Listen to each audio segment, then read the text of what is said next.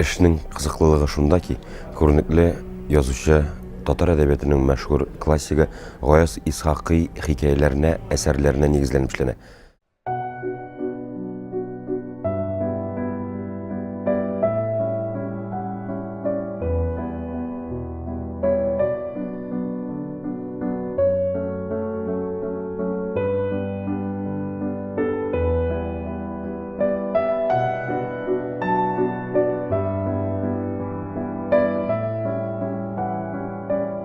Гаяз Исхакый минем яраткан язучыларның берсе. Ул дөнья күләмдәге язучы.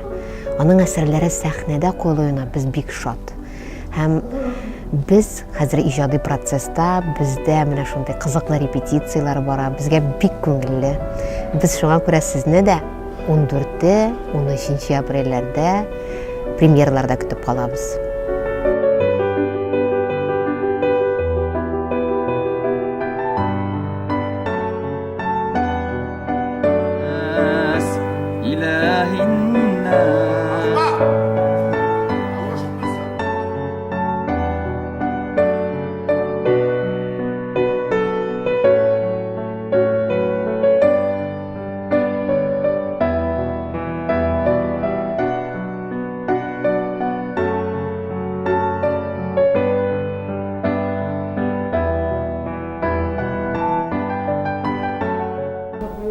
Бик кызыклы эш бара.